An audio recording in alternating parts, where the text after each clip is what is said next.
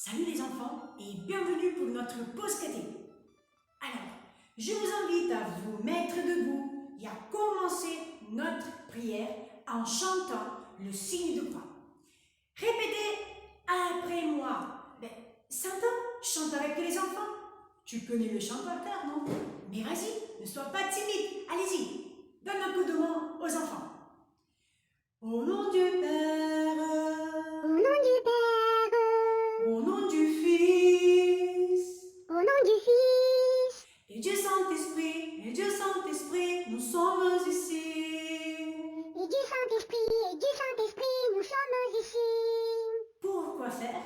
Pour te louer, Pour te louer, pour t'acclamer, pour t'acclamer, pour toi danser, pour toi danser, pour t'adorer, pour t'adorer. Seigneur. Eh bien oui, Seigneur, nous sommes là en ta présence pour te louer, pour te dire tout l'amour de notre cœur. Et sommes là aussi pour grandir dans la foi.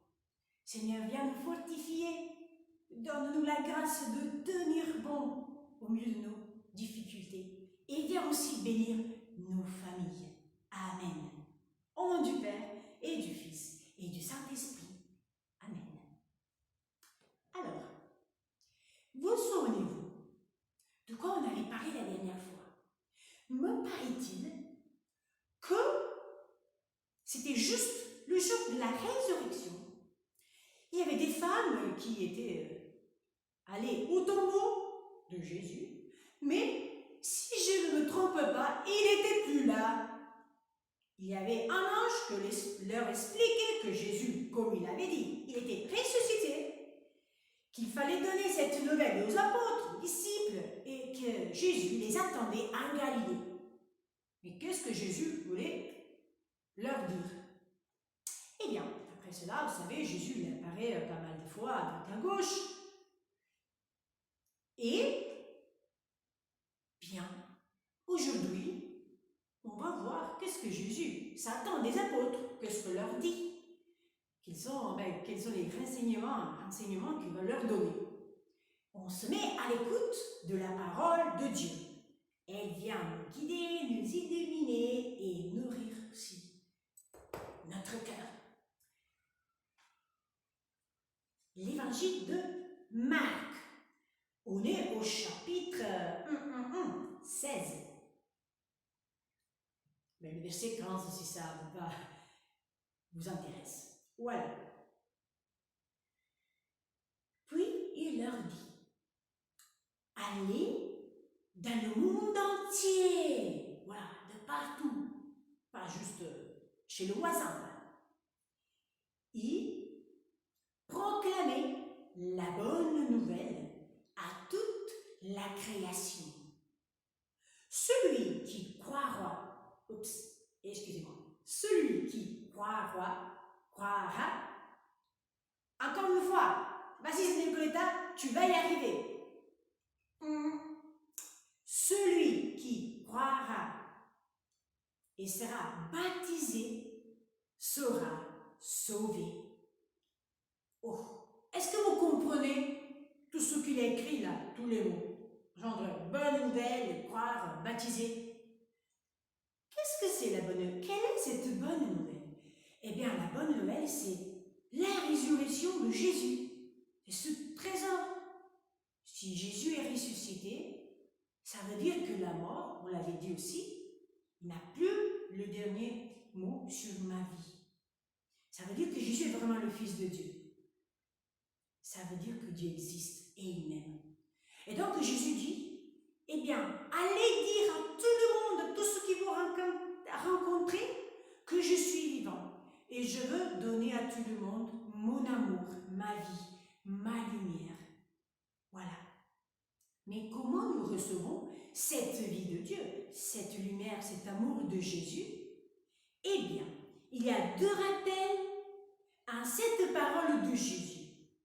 Première, croire.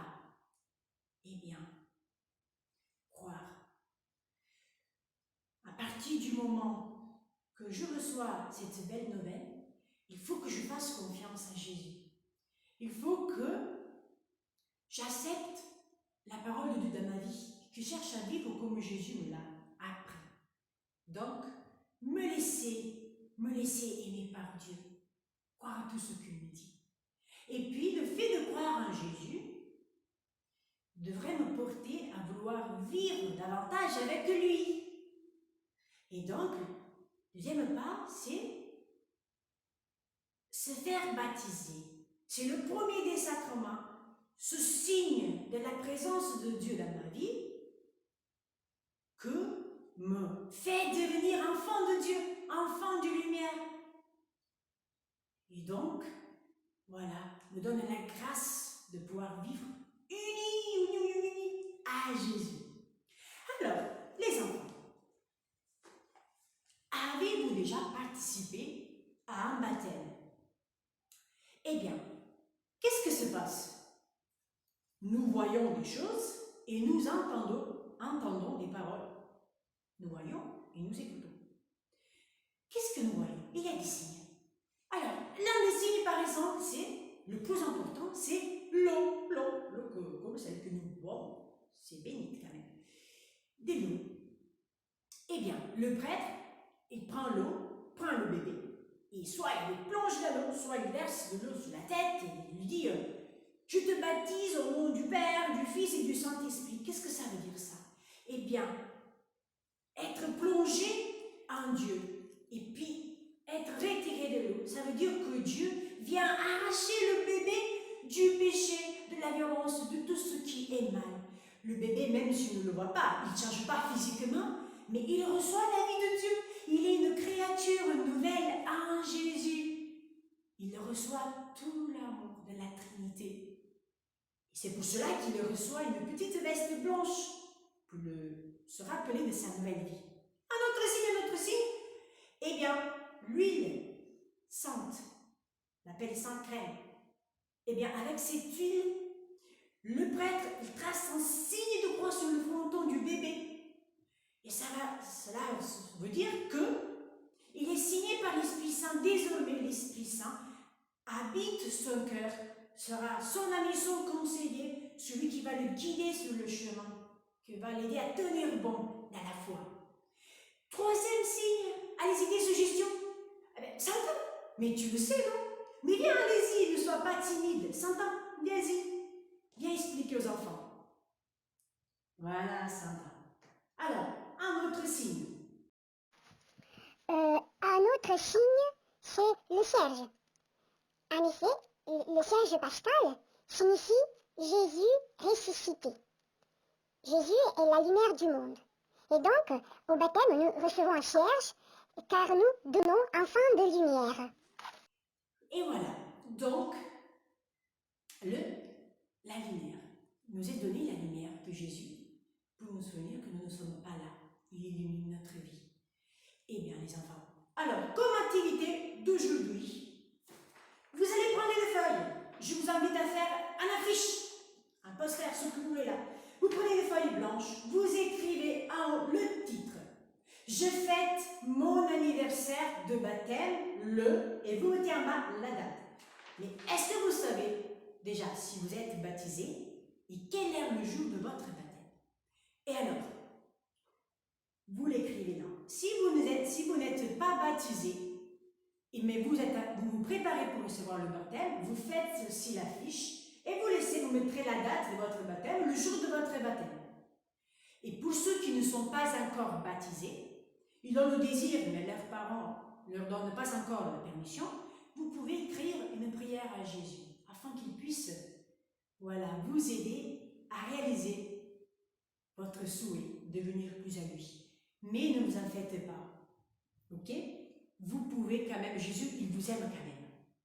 Alors, faites votre dessin. Vous savez, moi, j'ai fait le mien à l'ordinateur. J'ai mis même une petite photo de bon baptême. Faites-le très beau et vous l'affichez dans votre chambre. Et aujourd'hui, avant de finir, juste un petit défi. Et c'est le suivant. Je vous lance le défi de fêter le jour de votre baptême, un peu comme vous faites pour votre anniversaire. C'est pour ça qu'il faut bien le mettre, soit visible dans votre chambre. Vous, le jour de votre baptême, cherchez à mettre quelque chose de blanc sur vous pour vous rappeler le souvenir de la belle vie. Et allumez une petite bougie pour faire votre prière et remercier Jésus pour cette trésor de la vie de Dieu en vous.